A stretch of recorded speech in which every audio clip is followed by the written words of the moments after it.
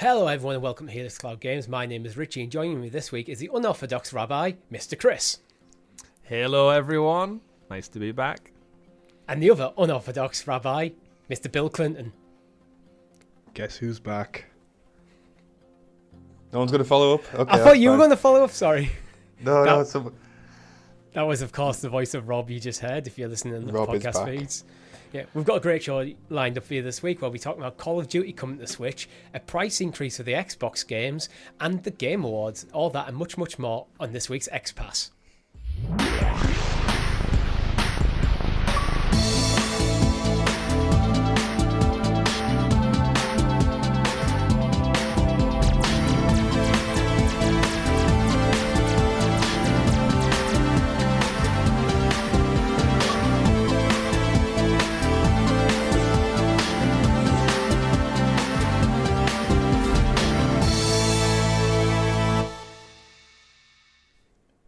Again, for audio feeds, we do hand signals. Mainly for ourselves and for fun. Yeah, for shits and giggles. Yeah. But before we get into it, if you haven't already, like the video, subscribe to the channel or your podcast feed of choice with notifications switched on so you're kept in the loop of all of our great content here over at Helix Cloud Games, such as Talking the PS, where we did a very good job of breaking down the PlayStation side of what happened at the Game Awards. So if there's something in this show that you're expecting to be here and it's not, wait till tomorrow, we'll probably talk about it. We have CloudQuest every single Friday. We break down the cloud gaming news. I know once a topical discussion. We're getting close to 100 episodes and I still can't pitch that show properly. It's an odd one. But it's out on Friday. You can get early access for members. Our live streams where last week Chris and I played a bit of Battlefield. Then we streamed the Game Awards. Did it go on for a very long time? Did Chris declare his undying love for ponchos? You have to watch out the entire stream to find out. Yeah, it's buried somewhere in there, like the 4-hour 25 mark or something. Yeah. So, before we get into it, guys, what have you been playing? Start with you, Rob. Well, with work the way it is around Black Friday and Christmas, like my gaming time has been very limited. So we talking to PS where I've jumped back into Shadow of War, which again I'm enjoying as much as the first time I played it. I forgot how good that game actually is. But for the purpose of this show, I've also been playing a little old kind of abandonware game called Caesar 4, which is like a city builder set in like Roman times, and it's super simple. Like the kind of elements of it are a bit dated, so it's super easy to game and like kind of exploit, and I'm just having a bit of fun on that in between kind of massive shifts of work, really. So yeah, that's me. You've been putting in the extra hours at work. That's why you haven't made the last few shows. Oh god, yeah. Like I have a week to go until I break up, kind of until the second week of January, and holy shit, am I looking forward to it. That's Don't blame you. Yeah, but no, I'll be glad to get back into the mix of things on our shows. Yeah. What about yourself, Chris? Not much gaming, similar to Rob. Works. Life gets in the way, as they say. I did check out a little bit of Disney Dreamlight Valley because the Toy Story expansion's out now. So I want to go see what it was like being shrunken down and hanging out in, I think it's Bonnie's bedroom. It's not Andy's bedroom that you go to from Toy Story 3. But either way, yeah, you do some missions with like Woody? Woody and Buzz, I should say, in fact. And aside from that, just a little bit more time on Lost in Random, which I think I mentioned on last week's show as well. Nice little fun game. And I still have Tunic sat there ready to go on my Xbox dashboard, which was, again, voted for Independent Indie Game of the Year. Didn't win. Lost out to Stray. Shout out to all those cat lovers out there. But in terms of it, it's on my dock ready to play. So I'm hoping to have a bit more freedom as we also wind down towards Christmas to get out there and explore some other things. But I had a fun time playing Battlefield on Thursday, Rich. I feel like we got our feet grounded a little bit more in understanding what we do, and I felt like I had a bit more control over just the gameplay mechanics all around, and I knew what I was doing in the world. Plus, we had a better squad this week, to be fair. Which and your PC didn't explode. And yeah, my internet didn't shit the bed. So that all things said, yeah, I'm having a good bit of fun playing a variety of things as it stands. That's good. How about yourself? Again, not much gaming time because of a massive hangover yesterday. So any gaming on Saturday was just It was a bit of Pokemon, but even that wasn't a lot. And Friday night, I was out with work for my work's Christmas party. But today, I actually jumped into Chained Echoes, one of our Game Pass games for this month. Chained Echoes. What do you think? What's the initial? If you like SNES era JRPGs, I think you really like it. The movement is it's like a lot smoother than games of that era though, because it's like properly like you can move in any direction, and it's quite fast paced actually, and the battle system's quite interesting. I was getting into it, to be honest. It's like I was watching the time. I was like, I'm going to have to end this first look because there is a first look coming. I'm going to have to end this first look at some point, but I still want to keep playing. That's the good sign of a first 50 minutes to an hour of a game, right? That it gets its hooks in you, and you go, yeah. It's like I was thinking I'll just do half an hour. It's like, okay, this is now going to be like an hour, and it's like, no, I have to end the first look now because we do have other shows to record today.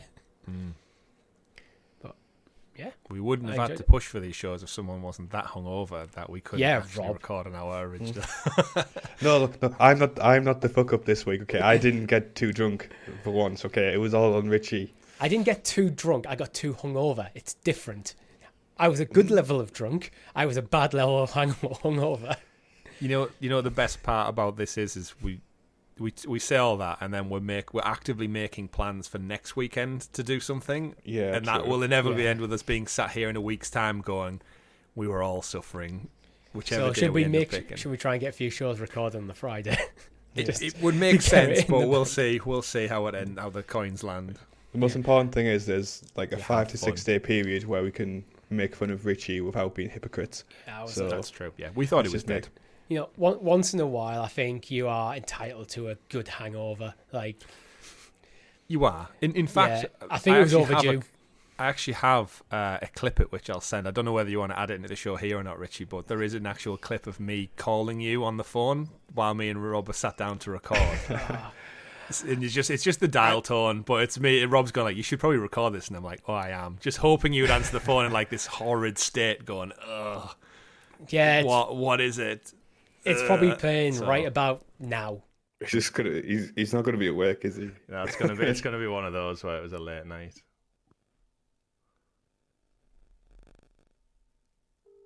We should record this. I am.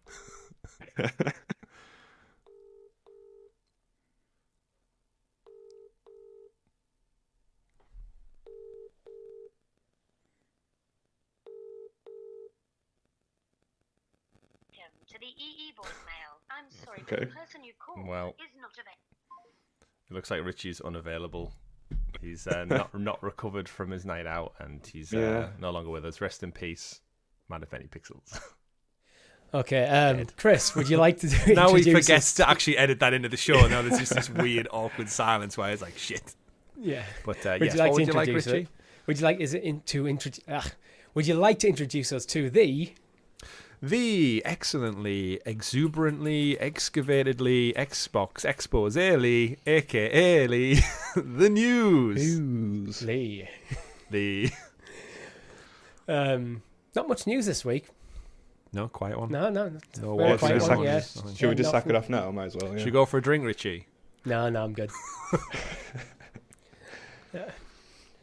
I've been fine all day today, but biggest news of the week, the Game Awards. So, as I mentioned already, if we don't talk about something that happened at the Game Awards, it's probably because we talked about it tomorrow on Talking to PS. So go listen to Talking to PS tomorrow to find out all impressions of the games that we don't talk about today. So, you did a good job of rounding up the actual winners of the Game Awards and Talking to PS, so I'm not going to go dig into there because I don't want to double up on things and waste people's time when, again, Talking to PS tomorrow. Go watch that show. We can pick out some Xbox favourites, though. Was there any? Like Xbox inclined favourites, then. We'll go for the third party, because that's what Xbox seem to lean on heavily at the moment. Like, the thing is, God of War pretty much cleaned up what Elden Ring didn't. Mm-hmm. So there wasn't a lot, really, of Xbox stuff up for things. I think Tunic, as you mentioned, was up for Best Indie Game, but that's third party. Stray technically is on Xbox as well. I mean, this is definitely like like the Ragnarok / Elden Ring show, wasn't it? Like, Yeah, absolutely. In terms of the award element of it, and to be honest, even the trailer element of it, there wasn't that much like distinctly. This is an Xbox thing. Yeah, there's a lot to be said about this show, and actually, if you go listen to, I want to say it was the Unlocked podcast, IGN's Xbox podcast Unlocked, with Ryan McCaffrey as the host. They actually broke down the Game Awards, and what Microsoft needs to do to get in there. Because as you said, it was Elden Ring and Ragnarok cleaning up shop, and then I think every prior year to that, if we go back to the inception of the Game Awards, so back to 2014, guys, winner in 2014, Dragon Age Inquisition, and that was up against Bayonetta 2, Dark Souls 2, Hearthstone, and Shadow of Mordor. Shout out to that, because as Rob said, he's playing Shadow of War at the moment. 2015, Witcher 3, Wild Hunt, cleaning shop. That was up against Bloodborne, Fallout 4, Metal Gear Solid 5, and Super Mario Maker. So again, if you're thinking thinking with our Xbox hats on here, nothing to show there. 2016, Overwatch, Doom, Inside, Titanfall 2, and Uncharted 4 were up for Game of the Year. Overwatch snagged that one. 2017, Breath of the Wild, up against Horizon Zero Dawn, Persona 5, PUBG, Super Mario Odyssey. 2018, God of War, cleaning house, winning Game of the Year against Assassin's Creed Odyssey, Celeste, Marvel Spider-Man, Monster Hunter World, and Red Dead 2. 2019, Sekiro Shadows Die Twice, Pip the winner, against Control, Death Stranding, Resident Evil 2 Remake, Smash Bros. Ultimate, and The Outer Worlds. 2020, Last of Us Part 2 won against Animal Crossing, Doom Eternal, Final Fantasy 12 Remake, Ghost of Tsushima, and Hades. Last year, of course, It Takes Two took home the gong against Deathloop, Metroid Dread, Psychonauts 2, Ratchet & Clank Rift Apart, Resident Evil Village, and then this year, Elden Ring, of course, cleaned up shop against Plague Tale Requiem, God of War Ragnarok, Horizon Forbidden West Stray, and Xenoblade Chronicles 3, meaning since the Game Awards full-on inception, with Jeff Keighley taking over the reins from, I think, the VGAs they were called beforehand, so since 2014, how many of those, 50 titles I just listed were Xbox Studios? And that doesn't include the Bethesda ones, because I know there's people out there going, well, actually, Chris, Microsoft, and it's like, not then they didn't. So don't give me that. Basically, Obsidian is now owned by Xbox, but it wasn't at the time of Outer Worlds. So and basically, you've got some all games, of those, like one of the ones that jumped out at me as well was Persona 5 in there, is now on Xbox, but that is now on Xbox. That's a new development, so it wasn't at the time. That was a really speaks to their strategy, right? Yeah, of Xbox compared to PlayStation. I don't think it's any more apparent the stark difference between what each company is focusing on than looking at that list of games you said then. It's not a great look.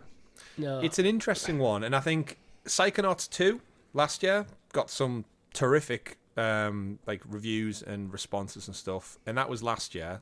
So again, this is kind of where I guess the frustrations from Xbox players have been like, oh, it's going to be our year next year. And then it feels like they've been saying that since the inception of the Xbox One. And I guess as people who are quite new to the ecosystem, I'm still kind of feel like I'm looking from the outside in. I'm over here with my PS5, eating good, looking at this list. I'm like, oh, fuck, that was a good year. Oh, shit, that was a good year as well. Mm-hmm. And it's always like just off against each other, but there's that depth of I guess it also comes down to Game of the Year. What does that fall into? Sports games never going to get Forza 5 was it? Yeah, last year could have won Game of the Year. It did in fact. I think got IGN's Game of the Year as a racing game, which is a huge testament. But it's never in this conversation. And is that something that Microsoft need to fix? Is it something they're looking at? Because I guess looking back at the years, you've got Fallout 4, so I guess the next Fallout game could be in with a shout. Now they own that. Doom's in there, Doom Eternal's in there. They could be in with a shout going forward. So there are making moves. Outer Worlds, that's now owned by them. So that's where I think we're in the right direction. Over the Xbox One generation, they started off very rocky, and with Game Pass coming in the last third of the generation, they've really turned the corner. But they turned the corner in terms of the service they're offering, not necessarily in terms of the first party titles they're bringing out. But in the last 3 years that we've been doing podcasting, we've covered a lot of Microsoft news on Sounds of Stadia and now on XPass and a bit on Talking the PS about Microsoft basically kickstarting this industry consolidation with the Bethesda deal. So they are actively buying these studios that have had games up for Game of the Year, or within like things like Best Narrative and like some of the more like what's the word I'm looking for? The more prestigious like game awards, in not just the game awards, but in other like showcases and stuff. So like they've got Bethesda now, Activision Blizzard may or may not happen. We'll talk a bit about that in a bit. They've got Obsidian. They're starting to bring in these studios where they might in the next few years have a genuine Game of the Year contender. Starfield is one where I think no one will be surprised if it's in the mix for next year. Absolutely. But I just don't think it's like them purchases, they just haven't borne fruit yet. Yeah, and again, it does kind of go back to Microsoft traditionally have been the kind of the kings of the shooter, with like Halo has been a big thing, and they've always leaned heavily into that. And now, funny enough, owning Bethesda, they have like, even just looking back, last year, Deathloop was in the running.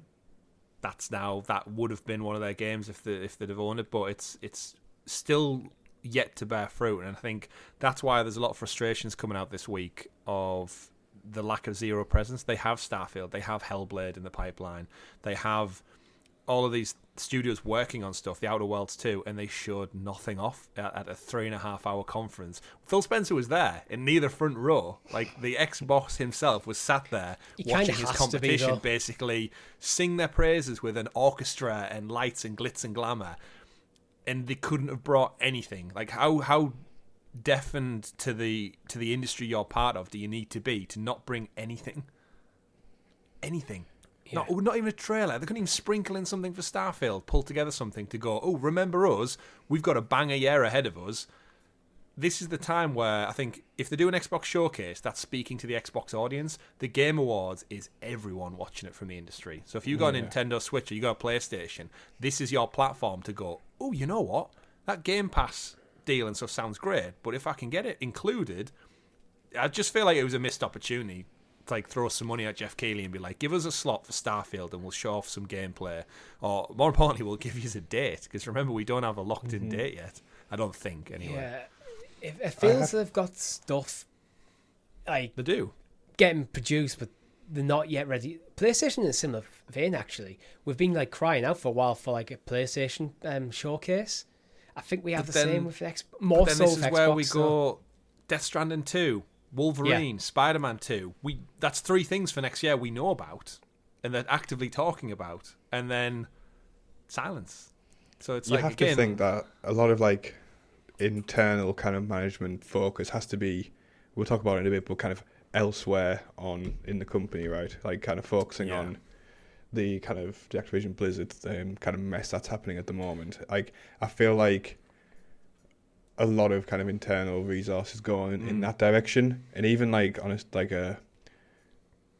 strategic level, they might be not wanting to appear as strong as they actually are. Like, and like maybe they're holding some stuff back. Maybe that's just a cope from an Xbox user or something. But you have to think there's, in terms of Game Awards, they've probably got, as crazy as it sounds, a much bigger fish to be frying. The lawyers are all busy elsewhere at the moment. It's just that poor reflection. It probably just is what's it called, Richie? It's a hangover from all of those years of investment.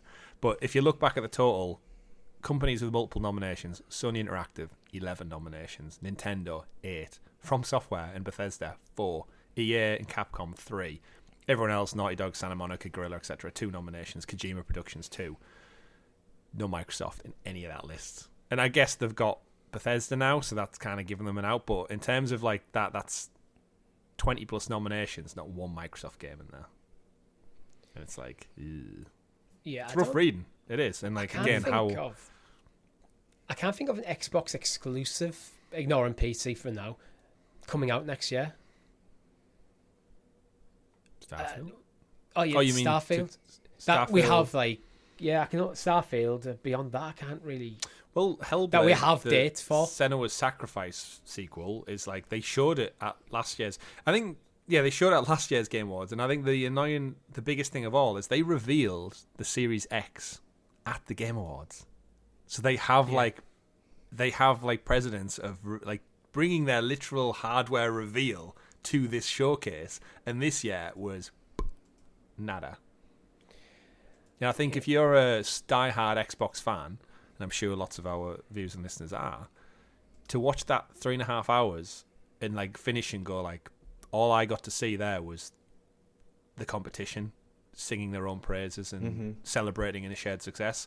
And I have a Series S, I have a Series X or whatever, I have Game Pass, and I'm looking at it going, what the hell's there for me next year? Like, if I'm not a Starfield fan, if I'm not drawn into the hype of Starfield, what am I like? Game Pass is undoubted value, but what am I to be excited for? Like, I'm more excited for Game Pass next year because it's going to save me money. It's the value that's like really got me hooked. The third party box at the moment. Yeah, absolutely. So what is there to really, really draw me in? I think we're satiated at the moment because of the massive, expansive library that Game Pass offers. But in a year's time, is that going to be enough still? Or am I, as an active gamer who's constantly looking for that next thing to play, has my head been turned again when I'm looking at Spider-Man 2, when I'm looking at Wolverine, when I'm looking at all of the other third-party games? Like, I'll be playing Jedi Survivor on my PS5 because I've got 100%. No inclination to play it on my Xbox because I'm marketed at and pushed towards one platform. So, lots of work to be done. And we're not the only ones who feel that way. I mentioned the Unlocked podcast there at the beginning, but Ryan McCaffrey, who's been like covering Xbox for 20 years, he put out a tweet saying like that was just like terrible for Xbox fans. Like, he said he felt like really let down, and there's loads of other people I think who feel the way. So we don't want to suddenly dive into a negative side, but if this was a Nintendo podcast, we'd be talking about the Mario movie, all the announcements, Bayonetta taking home awards, PlayStation. We've obviously covered it all tomorrow on Talking the PS, and I feel like we get to here and it's like, what news have we got? Yeah, I think you mentioned it, but I think you are right that the Activision Blizzard deal is really kind of overshadowing everything that's going on with Microsoft at the moment. It's probably got them a bit paralyzed almost in terms of what they can do. Yeah, because I don't think they ever expected this to happen, right? Yeah, it's especially not in this guise as well. Like, they've got a lot of money on the table. This year. Yeah, they've got a lot of money on the table. They don't want to do anything that might jeopardize that. So let's talk a bit about that actually now, because the FTC is suing Microsoft to block its $69 billion takeover. They're not having a good week, are they? Last week. Yeah, I think it was actually just before the Game Awards. It was like, that Microsoft are being sued. Yeah. Just like actively, it was like, oh shit. Like, I don't ever know what that really means in terms of like monetary value. Obviously, it won't impact the company or damage them in any real major way. But it does shine a light on just like this deal isn't going through as easy as I think they anticipated when they kind of announced the whole thing. It just seems to be turning more sour every week that passes by. It's like, ooh, there's more pushback. Ooh, there's some more controversy.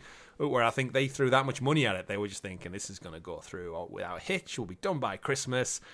And we'll have all these games getting put into production for Game Pass before we know it. And now it's like, maybe not. Maybe not. Like, all I can think of is that someone in Microsoft's, like, kind of management team, like, some, like, Ron Swanson, like, figure, just going, like, they want to be bought. We want to buy them. Why is this so difficult? God damn it. And just, like... yeah, that's all I can imagine. Align. Yeah. But I think Sony's like defiance on this is one of the things that keeps adding new like wrinkles to the deal. Like, because the FTC is like the United States government's Federal Trade Commission, and they're trying to block this merger. So this is literally the US government now getting involved to actively stop this deal happening. Yeah, it's no longer just Sony coming in going like, oh, they're going to take away Call of Duty. Well, let's cry about it. It's like actively the government going, this isn't good for consumers. We're going to scrutinize this. And it's not like they're even just like investigating. They're reverse counter-suing Microsoft to stop it. And it's like, okay, you'd like to think the US government has some decent lawyers and understands like if this is like cool to go through or not. And it doesn't look like they're happy with it. I think the issue is as well, like, the more scrutiny that gets put under this, the more kind of stuff gets unearthed as well. Because I think there's, like, I don't understand, like, the exact specifics of kind of the FTC's remit or compared to, like, the European Commission's kind of thing or whatever. But I think the FTC are raising the point that Microsoft in the past has made assurances that some Bethesda titles would kind of not get pulled from kind of other ecosystems, and I think there's disagreement on whether that's actually happened. The FTC says they've broken it, but then the EU says they haven't, and it's just such a mess. Well, the reality of what we're the talking stack about. of pages. Yeah, the reality of what we're talking about here, this is the biggest deal that's happened in the biggest entertainment industry in the world. And it's a global deal. There's many, many countries, because if one major market says no, the deal's off. I can't see how this deal could go through with, say, the US saying no and the EU saying yes. Do the deal only count in? It's kind of every regulator has to be on board. Yeah. Are they then splitting assets? Because how could you make Call of Duty, but then it's available on PlayStation in the Europe, but not the you need everyone to be in your camp for this merger to fully go through. Yeah. And it sounds like they're just getting fires popping up left, right, and centre. I mean, reading from the Eurogamer article, reading from Holly Vedova, who's the director of the bureau for the FTC, says Microsoft has already shown that it can and will withhold content from its gaming rivals. Today we seek to stop Microsoft from gaining control over a leading independent game studio and using it to harm competition in multiple dynamic and fast-growing gaming markets. Which is straight up the director of the bureau saying, you've shown that by, I guess, what, Starfield? The Starfield's deal? probably the biggest one, They kind of shot themselves in the foot with that one, haven't they? When Phil Spencer was quite quiet on the early doors saying, oh no, we'll see Fallout, Doom and stuff, and then now Starfield's starting to become their big flagship going forward. They're like, oh no, it's exclusive. Of course, it's freaking exclusive. The argument is Starfield isn't a legacy title. It's new. It's a new franchise. It's never been on any other platform. So it's coming, and Bethesda have done exclusivity deals with Microsoft in the past. I think Oblivion may have originally been Xbox exclusive for console. It was, So there's an argument there. Well, Bethesda have done these sort of deals in the past, so you should look at these as independent of each other. Actually, Microsoft can now just put their own point to Sony and go, God of War, they're not giving us that. That's just cleaned up at the Game Awards.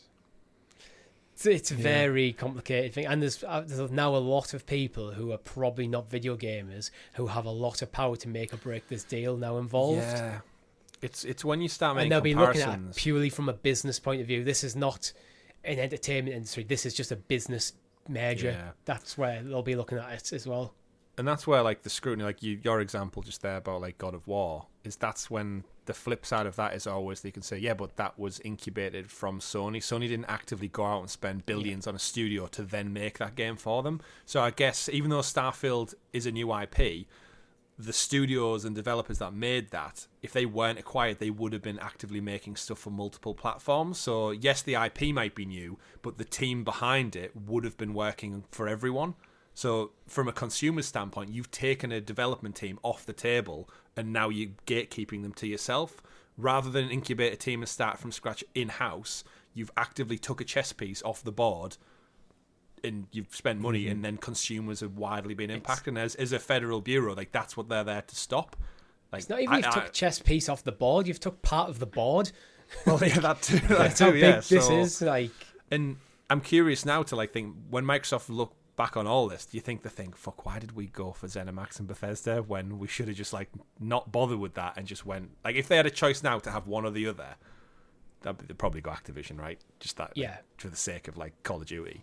But I feel like the ZeniMax stuff is now they're starting to trip over their own feet a bit with prior deals that they got through with no problem whatsoever, and now because of that they're able to look back. All these European commissions boards and stuff are able to look back and go, it might just be this is an accumulation of deals of similar notoriety that people's this might be one of the reasons why Sony protesting so hard. It's hang on a sec, we'll let you have Bethesda, we didn't kick up a fuss there, but now you're taking this and you're taking that and you're taking this. It's Come on, guys, leave something for the rest of us. That's the monopoly. That's the whole point of like the purpose of monopoly. Like, and like whether it's monopoly in a business sense or playing the board game, you know who's won in the game of monopoly because the fucker starts to buy up anything and everyone, and then no matter who else is playing, they do not have enough in the bank or they do not have enough properties to combat the well that starts to become whoever the lead is in that game. And this is what this is here. It's you had Bethesda, you had ZeniMax. And then now you have Call of Duty, and then what happens in 5 years' time when you decide you want Square Enix as well? And then before you know it, from a Monopoly Commissions board, it's too late by then because it's all been greenlit and passed through. And like you said, Richie, there's that much money involved. It's going to turn heads. Like 69 billion, that could help the US government out something crazy with so many problems.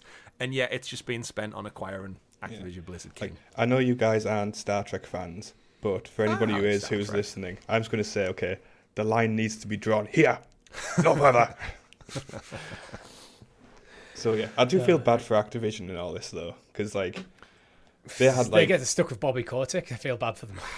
Like they had like a good get out to kind of revamp their image, like as in like, okay, we are now part of this bigger company, we'll do better. They're not going to get a bigger deal because of that. Like, it's kind of a good guy Microsoft thing at the moment as well, Phil Spencer's leadership and Game Pass and stuff. So I feel like they're in a bit of a limbo at the moment as well, which I don't feel bad for them. But no, they're making a lot of money. Yeah, you don't need to worry about that. Yeah, but they are in like a bit of a limbo as well. Well, I've seen this past week loads of people who work at Activision Blizzard like tweeting out about this deal, saying like heads of divisions of company from both Microsoft and Activision and Blizzard and King and such, saying we agree with the deal going through and it will benefit us. And it's like you're talking as though you're already owned, and I think that is I think that's starting to highlight a big problem of this deal. And Richie, the story. That's, I guess, part of this. Is everyone the actually Nintendo involved deal. in the deal wants it to happen. It's people outside of the deal that don't. But it's like Phil Spencer tweeting out about Nintendo and Call of Duty this year. It's like, dude, you haven't got across the finish line yet. How are you publicly saying we've reached a 10-year commitment deal to bring Call of Duty to Nintendo? It's like, you don't own Call of Duty. Like, no, this should be stuff that's kept behind closed doors. Because, like, now is it not like... I just think it's crazy to think he's actively saying, like, we're going to bring Call of Duty to Nintendo for 10 years because it's trying to add outside pressure to, when there's like a court case and the jury are not allowed out for a very particular reason because they're influenced by wider media. This is exactly what tweeting out about it, because then that pressure from Nintendo fans, Switch owners, and other parties are now involved in this global lawsuit essentially that he doesn't own Call of Duty. So why is he tweeting out about Call of Duty deals when he doesn't own it? Because they can sign a deal with like these contingencies. So if this deal goes through, then this Nintendo 10-year commitment will then immediately be activated. So they have this on paper. This is a legal thing between Microsoft and Nintendo. And now Phil Spencer, because he's made this public knowledge, when like he's talking to the FTC or whoever, actually, it's probably not Phil Spencer. It's probably the lawyers talking to the FTC. Can point to that deal and go, look, this is what we've offered Nintendo. Nintendo are one of the three biggest players alongside ourselves and Sony in this industry. We've offered the same deal to PlayStation. They're happy. They're not. Maybe the problem is with them, not with us. Yeah, I mean, the thing is, like, again, we're touching on like a different story here, but like 10 years isn't a long time in I mean, if you do Warner Brothers Montreal, that's one game. Yeah, right. But, yeah, so like... And the thing is, with this Nintendo deal, is like, no one really associates Call of Duty with Nintendo. Call of Duty not going to Nintendo doesn't affect Nintendo, really. It does affect PlayStation. So this is one of them, if you know about the industry, you kind of go, well, this is not, these are not equal. But if you're looking at this purely from a business point of view, you're looking at the three biggest like platform holders in the industry. And then Sony just like, well, Sony and Nintendo, like they're almost probably interchangeable unless you actually look into like what the content is and how they interact. Yeah, but I think Call of Duty Ghosts was like the last one on maybe the Wii. That was the actual last entry on there. So there's just so many like avenues to go down this, and like tell you what, the only winner in all this is the lawyers, right? These God, fuckers the getting billables paid, like, on that is going to be yeah, amazing. oh my word. Because the longer it gets dragged out, the longer they're relevant and just they're living their best life right now. That Microsoft have their lawyers on retainer, so they Like pay them a in-house, set yeah. amount every year, and no matter how much work or how little work they do, that's how much you get paid. No, I don't think it will be, because they'll have like... Actually, They'll they'll probably have, bought like, in billables. extras. Yeah. I, They'll yeah, probably have if- someone retainer and some just have the... Because of the complexity, they'll probably have to bring extra in. If Suits has taught me anything about the legal world, okay, like... Is that just if you do a cash good money job, every you can single become a day. princess. Speaking of legalities, Richie, I believe we're legally obliged to mention the new members to our channel who sponsor the news this week. Oh, that yeah, we are covering. we did. So you can join the channel as little as 99p, which gives you early access to lots of our shows, such as Ted Wu did, such as Xbox Nation did, such as Hungry Moogle did, and NTP, No Time Pete did. Thank you very much. You're all awesome. I skipped over you briefly because I just... I'm hungover. And with such a stacked show, it slipped my mind. Despite it now, no, it's been in bright pink. A nice shade of pink, like those lawyers' bank accounts. That's the thing. What did... I don't know, Is there what's some a shade of pink? Is there some exclusive pink account, which is like... Yeah, pink slips. Yeah. That's the thing. The lawyers own this. But this story is just going to go... I think is it due to round up? Is the court case or whatever the hell it is? It's supposed to be like March, April, right? When they put like a definitive line of a decision or something. I'm going to say August. I think it's going to get dragged out, isn't it? Yeah, absolutely. Yeah, well, 100%. Like, I'm actually getting to the point where I'm starting to think this deal might not actually go through. Same. As a sidebar to all that, though, do we think a 10-year deal with Nintendo opens up the possibility more likely that we see a Game Pass app or an Xbox Cloud Gaming app feature on a Switch in the future? Because if it's going to run Call of Duty, like Nintendo Switch's offering for cloud is so bad at the moment. I do not want to even see the next Call of Duty try and run on the Switch. So I don't think it helps Xbox Cloud Microsoft. Gaming? I don't think it helps Microsoft's argument at all, to be honest, because it's just going, well, you've now put your service elsewhere. That means like you're starting to build even a bigger monopoly. Now Nintendo fans are like getting involved in Microsoft stuff. They need to start. Nintendo come in and counter sue them now for something as well. Like, we might have made this 10-year deal, but you're also eating into our... They almost need to like kind of prove that after this deal they're not going to expand. We're not going to push to get expand. We're not going to take more of the pie anytime soon. This is it. This is like we'll get this done. Then we're just going to start making some games and not worry about buying more things and just let someone else have a chance. It's such a weird... Like, I don't want for this to dominate the show, but that's what a business is supposed to do. Yeah. Like, a business is supposed to like kind of capture as much market as it can. That's the entire reason a business exists. That's why loads of them do loads of shitty things, because by its nature a business has one goal, and that's to capture a market. So like it just goes against like that base function. It's just... But this is the point of regulators, where the businesses are going to do whatever they can to get as much money, capture as much as the market share, and the regulators are there to make sure everything stays above board, legal and fair, effectively. Yeah, but then you can't have like... You can never have rivals using that as a stick to beat the business doing what a business is supposed to do. It's supposed to beat. Yeah. It's supposed to beat Sony. That's what's supposed that's what Microsoft needs to do. And then if Sony's like running to mum and dad and saying like, "Oh no, like he's bought all the balls, so we can't play football now." Yeah, one thing Microsoft can point to Sony, always point back to Sony and go like, "Look, they're kicking up a fuss, but even without this, they're still so far ahead of us in terms of their market share. Like, is this really, how genuine is this, or is this them just?" So it's one of them, just like Microsoft are trying to protect their interests, Sony trying to protect theirs, and then governments are now getting involved because, as I said earlier, it's the biggest deal in the biggest entertainment industry. It's unprecedented, the scale of this and the potential, how much it could change the gaming landscape. It's certainly capitalism at its absolute best and worst at the same time, which makes me think of communism, Richie, and Russia and Atomic Heart, the game that was at the Game Awards that's coming to Xbox. Oh, you found one? Where's Atomic Heart? I was just trying to pivot to Game Alright. Pass games and something that wasn't legal All right, well, proceedings. the next thing on the dock that I was going to talk about actually is Microsoft raising the price on new first-party titles from $60 to $70 as part of Microsoft's continued bad week in terms of press. That's going to be tragic for the 4 games that are going to come out from Microsoft first party. See, even then, I think we could talk about this for another 40 minutes and we could run them across the coals, rightly so. But let's face it, no one out there is buying a first-party game when it's on Game Pass. Yeah, I have no intention to pay £70 for any Xbox title when it's on Game Pass.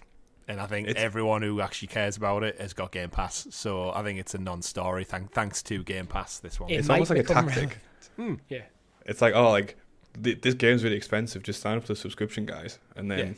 The higher the box cost goes up, the more value Game Pass becomes. Yeah. Just by nature of it. So this might become relevant if Microsoft do buy Activision Blizzard, because if part of the deal is that they can't put any Activision Blizzard game onto Game Pass, which is something I could really see Sony pushing for and really becoming the reality to get this deal through, then that's £70 for every single Call of Duty game. That is a reasonable point to make, Richie. That's quite a good one, because I think Sony, didn't they reveal or leak that they paid money to keep games off Game Pass from a third party standpoint? So again, that's what we've always said about this to go back to that damn deal again. But if Call of Duty in the future comes out and it's £70 on PlayStation but it's free on Game Pass, everyone's going to just go play it on Game Pass. It's going to push so many people towards the Series S or the X or whatever it is in the future. And then that goes back to owning Activision Blizzard, it is creating a kind of a biased monopoly, because people... But then back to what Rob's point is that not just business and capitalism? That's the whole point of it. You've made a better proposition. Mm-hmm. And this is where it just gets totally muddy in the waters. But personally, from a £70, £80, £100, whatever the games go up to, Sony did it what, a year, at the start of this generation? People hated it, people moaned. And the two truths of the matter are is, with inflation, video games should be £90 to £100 realistically. Easy. Mm-hmm. But they're not. So we should just stop moaning, and it's an expensive hobby, and if you don't like it, get Game Pass, because everything's on there. And games are much more complicated to make now. You can't infinitely. You can't go back on the standard. And every you single can't kind of risk. make it. It's not possible. These things cost money, more so than a lot of Hollywood movies. Yeah. I mean, there's online example as well. It's not only do you pay to make a game, you don't just ship it and sit back and watch the money roll in. You've got to actively pay for servers and keep them running for these mass multiplayer online titles that run for years beyond their launch. It isn't free to run them servers, or the staff to keep updating them with patches and new features. And Epic and Fortnite must have a team of 100 plus people just working on Fortnite just to keep it up to date. They need paying, they need wages, they need healthcare plans and holiday time allowance and stuff, and sick pay. So it's so different. And I think asking for £70 instead of $60, I think over the last 2-3 decades is more than reasonable. I think it was inevitable that the price of AAA games would go up. I think it has to go up, because you've seen over the last 10 years, companies try to bring in things like loot boxes and find other methods of monetization. But the reality is, games are getting more and more complex to make. They need a higher level of production to get them done. Rob, you mentioned, you can't go back on the standard. Anytime a new game revolutionizes that genre, everyone now needs to catch up. And that's now the standard. So, and every single game that's brought out is a risk. So if you want companies to actually start taking risks with new IP and not just do the Ubisoft thing where everything starts feeling very, very stale when everything just feels off a production line because they know Assassin's Creed is just always going to sell, then you kind of unfortunately have to pay it. And it sucks, but I think it's just part of the reality. Also, a more general thing on kind of, this doesn't really apply to to the big public developers, but more so that medium level. Say there's a studio and it needs 3 years to bring out a game. That entire kind of thing is built on debt until that game launches. Now debt's much more expensive to have now, than it was for the past kind of 10 years. It's impossible that games the bigger can the stay game, the same the price. more money you need to like find off publishers or like, other Yeah. investors to fund it, which means the more debt and compound interest is a real thing. Yeah, like the most powerful force on earth is working against the game staying the same price. Like The more money you have from your last game up front is the more money you have in the bank, the less debt you need to take on in order to get through it. And I get it sucks, but it is what it is. Yeah. So we have to kind of swallow it. It's one of them stories. I think we're all in agreement that this was inevitable. It needed to happen. Sony had already made the first move, and once they did, Microsoft were always going to follow. And to be honest, they almost probably did it during this like Activision Blizzard stuff to kind of like mask it a bit. Like, what's the bet on how long it takes Nintendo? I'm giving them like 18 to 24 months. Well, Nintendo is interesting because their games don't seem to depreciate compared to Sony and Microsoft's. Even like physical games, like if you go into like game now and look at like Pokemon Sword and Shield, it's probably still close to like full retail price. Where if you get an equivalent like Sony or Microsoft game from last year, it's probably down to about 30 quid. See, I think that's something they're trying to change, though, as we lean more towards digital. Like, we looked at, I think it was Sackboy's Big Adventure when it went on PC. Like, I had to look on PlayStation, it was still like $54.99. It's like, unless it's in a sale, it still goes back up to that core entry point price, and I think that's what they're all probably trying to do, right? Like, let's face it, if you haven't got Game Pass, Microsoft want to get as much money out of you for that single sale as they possibly can, because if you're not a Game Pass customer, you're not a subscriber long term, therefore, they need as much out of you up front to get the, like, again, squeeze the most value out of that game development in that sale. But I just think it's a world that we have to accept. And just like Phil Spencer said, like, the reality is like Game Pass will probably go up next year as well, and loads of people will mourn then, but it'll probably go up from what is it now, like £10 a month? It'll probably go up to like 12, 13, 14, but everything's gone up in the last few years. So it's like the video games industry is not immune to inflation. Just like your bread, butter and milk that you buy every week. It's in the end of the day, that's the world right now. Incredibly talented creative people, they need paying. Yeah. And if you want gamers, if you want to attract the best people to the industry, you need to pay them a wage that makes it look so they can sustain themselves. Yeah, we've seen every industry cope with that right now. Like, if you're losing staff as a business, like, you have to do something to change that. And paying a higher wage than the industry standard is one of those things. And especially out there now, it's so like aggressive for recruitment. Like, there's all these studios and startups, and there's even a few stories in the rest of the show today about like companies splitting off, making their own studio, and then they pilfer about half the studio that they've just left from, and it creates this vacuum of recruitment. That is the industry. But yeah, it's expensive. But I mean, as a final point on it, just from my like I always like try and measure entertainment in like a pounds per hour kind of perspective. If you go to the cinema now, what it's like a £10 a ticket. Like, if you go like to anywhere that's not View, like for 2 hours of entertainment, like a game can give you like 30, 40, upwards to 100 hours. Hundreds and hundreds, Value in that way is still very high. Chris, you've just rolled credits on God of War. You got the platinum. How long? 45 hours. 45 hours? 46, yeah. All totaled? Mm-hmm. So you're looking about £2 an hour really there. And but then it's not just quantity, it's quality as well. Yeah. And I would much rather do that than watch like several movies or TV shows or read a book or all that. And yet they're all set prices, but it's just crazy. It's just crazy, isn't it? Should we talk about some games? Yeah, should we talk about Game Pass stuff to round out? Oh, talk about Game Pass. Super Animal Royale. No, not the other one. Party Animals. Party Animals. Yeah, Party Animals at the Game Awards. Looks fantastic. It was one of those where as soon as you saw it, it looks like, if you've ever played Gang Beasts before or Human Fall Flat, it's those kind of like Play-Doh wacky mechanics of like people, like you kind of control every limb independently. And yeah, Party Animals is just one of those games. However, there's loads of animals. Even in the trailer, the kind of the comedy of it all was like, you can be a fox, you can be a corgi, you can be an elephant, you can do this, and you basically just fight it out in these cool looking arenas. And it just looks like zany fun that we will 100% be doing on a stream, because it just looks so fun. I believe it was actually confirmed to come to Game Pass, wasn't it? It is, yeah. Yeah. So it was in one of the few things Microsoft showed off was Samsung Gaming and Game Pass were like a unison advertisement that I think ran about 10 times throughout the other Game Awards, and like every time an advert popped up, there was a new game that dropped in there. And I think Party Animals, like we were over the moon with it when the trailer showed, right in the pre-show, I think it was. And then about 3 hours later, we saw an advert for Game Pass that was like, oh, that Party Animals game is in there. Sweet. That means we can play it day one for free. I think we said, like, oh, if this comes to Game Pass, we're definitely playing it on stream. And then, like, yes, it's coming. It's coming, exactly. There was something about it. It just looks fun. It does, absolutely. Like, again, Gang Beasts is so fun as well. It's just nonsensical chaos with your mates, and this looks exactly like that, but you can be a corgi or a cat or a dog or a fox or a duck instead. Yeah. So why not? Yeah. So, Chris, you mentioned Atomic Heart earlier. Do you want to tell us a bit about that?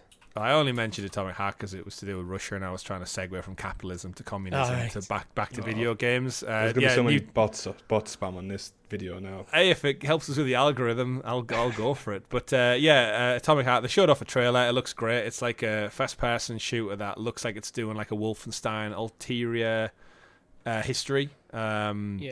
Except for it's more sci-fi tinged in Soviet Russia, but like the tech from the trailer, the fighting stuff, it just looks like some fun combination between Wolfenstein meets Metro Exodus, I guess, in a way.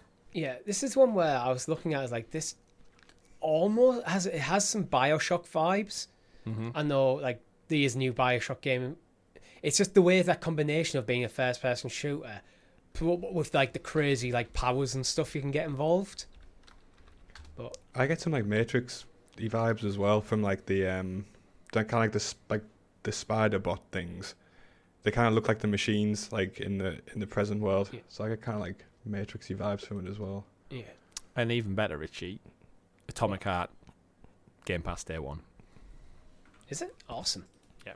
So that was probably one. I think that was what I was trying to do when we were like so deep in the capitalist conversation. Yeah, like is I looked at like the rest of the show notes and I was like, I'm sure from the Game Awards there was at least 3 things that were confirmed for Game Pass, but I couldn't remember what they were. Yeah, Party Animals was one, Atomic Heart's the other, and I think there's another one somewhere buried in there.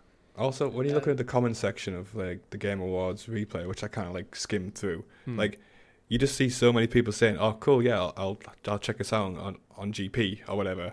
Like it's such like it's a phrase. It makes people use now. It's like I'll Game Pass it. Yeah, Game it's Pass like is one of them things when you're not sure, you're not fully sold on something. It makes it easy to give it a go, which I think can be to really generally be to the be for great for some games, especially when there's a lot of games of similar style coming out. Like things might get lost in the mix. Where if one's on Game Pass, like I'll give this one a go. Yeah, it's just really good. Absolutely. To pivot away to another, I found the other Game Pass game, in case we didn't know. It was replaced as well. So that was the Sad Cat Studio, the Belarusian-based one. So when all the stuff kicked off in Ukraine, they had to delay release. But that was the one, Richie, we loved at the beginning, which was the kind of 2.5D retro cyberpunk game. That just looked amazing. That's set to come out 2023 on Game Pass as well. So that's 3 games that I probably would have looked at but not really invested in. Whereas because it's on Game Pass, I'm like, hell yeah, I'm going to check that out and play it. And hopefully one of the 3 of them will get their hooks in me. Yeah, definitely. I mean, the trailer will be up right now. And I remember watching it. It did look awesome. It was like somewhere between like if Celeste met Cyberpunk. It just looks stunning. Like every bit, the music, the art style, the fight mechanics. It just looks something so different, and I've never seen it in 2.5D before. I was trying to remember who the developer was. I remember it was CodeSync. I think that's one of the things that jumped out to us. But they were the publisher, I think. Yeah, Sad Cat Studios are making it. The publisher's CodeSync, who are up the road from us in Sunderland. Yes, shout out CodeSync. But moving on, Rob, have you ever played Diablo before? Yeah, I played Diablo. Will have been 2, I think. Diablo 2 I played. Yeah. What are your thoughts on it? Looking forward to Diablo 4 because we got a new trailer. I kind of fell off the franchise on the 3rd one just because of the bit of a botch launch that kind of it went through. Like the real money auction house and stuff like that. Yeah, like we were talking to PS about kind of the games that suffered because of kind of controversy around loot trailers and kind of like loot boxes and kind of things like that. And I think Diablo kind of fell into that one for me. So whilst I really liked the franchise way back when, I think I'm still a bit too burned and cautious about it as a whole to invest into it. But that could change if kind of they take a good step and a positive one and reception's good on release. But I'm not planning to play this unless it defies expectations, so to speak. See, I've played bits of Diablo 1 and 2, and I did roll credits in Diablo 3. But things like the real money auction house and stuff, that never bothered me because I always found it a weird thing for the games. Like, because my approach to this is, this Diablo, this is the single player experience. That's how I always looked at the games. Like, and so once I beat the last boss, I just left that game and just never really went back to, apart from when I've re-rolled other characters. And it's like, but I get like, in hindsight, a lot of people with these games, you roll credits and then you do up the difficulty and you go again and you get better loot, and it's that constant grind for better loot. And it's like, but I have no interest in doing that. Like, what else am I gaining at some point? Yeah, you know, with looter shooters, my always thing with them is like, things like Destiny, I can enjoy Destiny, but at some point it's just bigger numbers for the sake of bigger numbers. Yeah, I get it. And that was always the thing with me for Diablo 3. So, like, the real money auction house, I didn't care about because it's not a feature I'm ever going to interact with. Yeah, I mean, I think the one thing that does kind of annoy me a little bit is you have to pre-order to play the beta as far as I've been reading. That I don't like. But let's see what kind of comes out of it. I'm not committed to it, and I probably won't play it, but if it kind of there's a gem that comes out of it, then I'll probably jump back into Diablo. Yeah. Diablo's one of them ones for me when I look at the cinematics and go, God, that looks fun, that looks awesome, and then you see the real gameplay, it's like, that's nothing like the cinematic, what the actual cinematics are. Like, the game does not correlate to the CGI cutscenes in any way, shape or form. It goes to like isometric top-down thingy, and you click it, it's like, that's not what I was sold on. I mean, that's the nature of what like Diablo is. I think like Diablo, you could play literally with a mouse, not even a keyboard. Mm-hmm. You could just, I think on the original ones, it is that like simplistic of a game. So it's like, I think it's one of them games where I think nowadays, most games, like God of War, doesn't need CGI cutscenes. You can just do that all in engine and it looks fantastic. Mm-hmm. Diablo, because of the nature of how the gameplay is, CGI cutscenes do help. Yeah, you can't really do a pure play gameplay trailer for Diablo because it would just sell nothing. Yeah. So moving on now, I'm not sure. Is there any particular ones you want to talk about for the last like maybe 5 minutes or so? We've got to address Hades. I think Hades 2, because that was like a big one for the Game Awards. I know me and you haven't played it, Rich. I don't know if you checked out Hades, Rob, but that was one of the ones that, again, Game of the Year winning Hades. People absolutely over the moon. Supergiant Games smashed it out of the park with that one. And this is the first time they've actually done a sequel to a game. So traditionally in the past, when they've made all their other entries, they've just like made an absolute banger. I think Pyre was their last one before this, before Hades, sorry. And they always just come up with something new. That was like kind of their thing. They drop an absolute killer game and then just go and do it. It's a kind of a bit like From Software in that way, like the From Software of indie teams where they just drop a banger, everyone loves it over the moon, and then the next release is, it's something completely different, but it's also a banger, and then they kind of go on from there and there. And this is the first time they've, I guess, gone back to the well and went, no, you loved Hades so much, Game of the Year, like, we're doing a sequel. And I've seen so many people across like all the podcasts I listen to just be like flipping out over the moon for this. Trailer looked great, and it's one of them where one day I will check it out and go, this is what everyone was talking about. This is I get it, I understand it, but the roguelike dungeon crawler thing kind of scares me off a little bit because it's not my thing. Loads of hype, and I don't think we can ignore this. I'm sure there's plenty of people who are watching along who are like, I cannot wait for Hades 2. I'm so hyped, so gotta acknowledge it. I think it's one of them games where they've probably, when they finished making it, like there's still a lot for us to tell, like story-wise in here. So it's just probably why they went, even though it's like not usually their thing to go back to it. It's like, let's go back to it. We have more stuff we want to do with this franchise. Let's do it. Absolutely. Have you played Hades, Rob? I haven't actually, no. It's again, it was one of those things that just kind of, I noticed it after it released, and then after it kind of got the kind of reception it did, but just too many other things get in the way. This is the problem with games now. There's like It's too much. There's such a volume, especially like our age as well, where we have to literally pick and choose our battles that we want to enter into. And every game is determined to be like 100-hour experience to keep you locked in. Well, I'm sometimes like, I'm starting to appreciate now smaller games. Yeah, me too. I don't need these games that I do want to drop 100 hours into, but there's something to be said for a 20-hour game.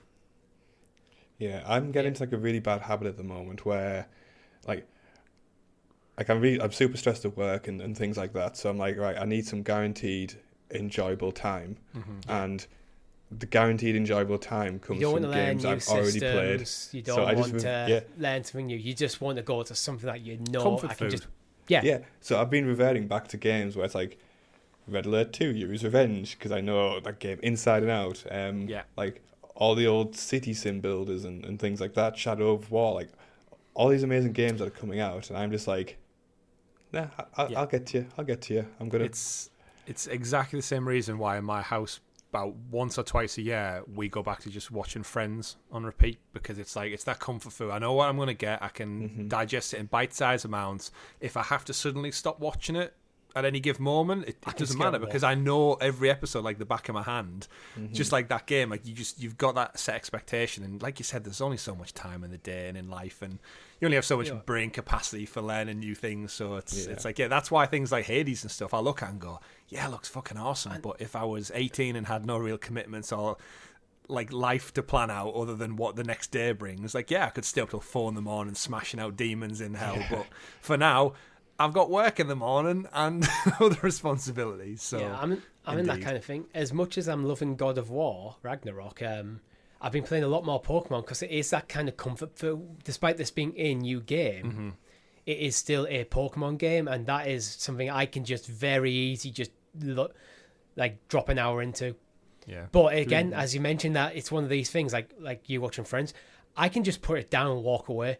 At any point, no matter where I am in the story, as long as I'm back at a Pokemon Center or somewhere sensible, I can just go, put it down, and then next time I go, I can pick up straight from where I left off. You don't have that thing where if you haven't played for a game, it takes you maybe 10-15 minutes to get your muscle memory going. Yeah. Like I've had that a few times with God of War. I can just jump straight in. I know what's going on in the game. Like I can just go, okay, there's the waypoint. That's where I left myself.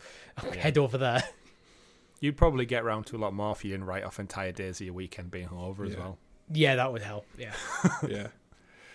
Oh my god. Sorry, this is completely off topic, and I just remembered about it now. Okay, just when you mentioned Pokemon, and it's rocked my weekend more so than you not turning up when we were supposed to film, Richie. But I always thought that the potions in Pokemon were a spray bottle. Like they're not.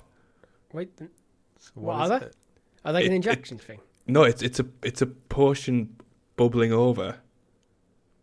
Like the icon. No, surely not. Unless I've been faked out by the internet. You might have been faked out. Cause 25 things you'd never know what happened in Pokemon. No, I've just Googled Pokemon potion. It looks like a spray bottle. Like, yeah, me too. Wait. There's another one.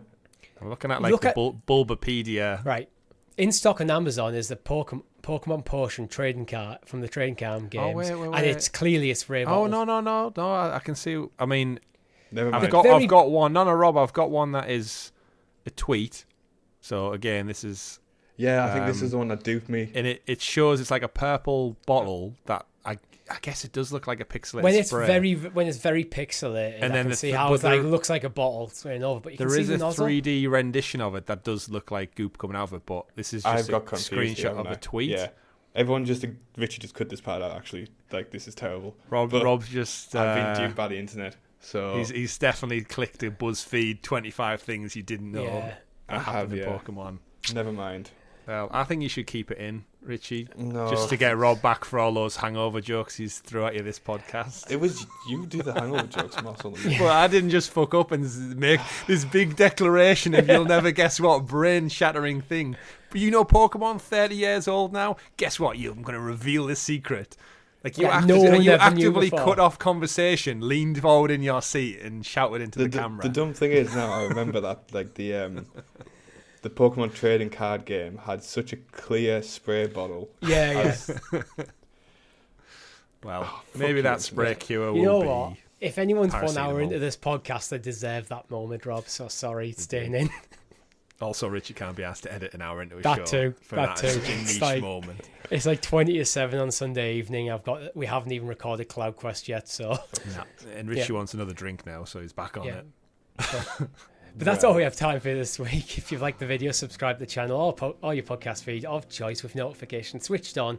If you've got a topic that you want us to discuss or you just want to hang out with some awesome people, we have a Discord server. The link is in the description below. Thank you very much for watching. My name's been Richie. I've been Chris. And I've been Rob. Or It's have a- you been a it's a- bottle that's foaming over Shut at the up. side? We'll see you in the clouds. Bye. Bye.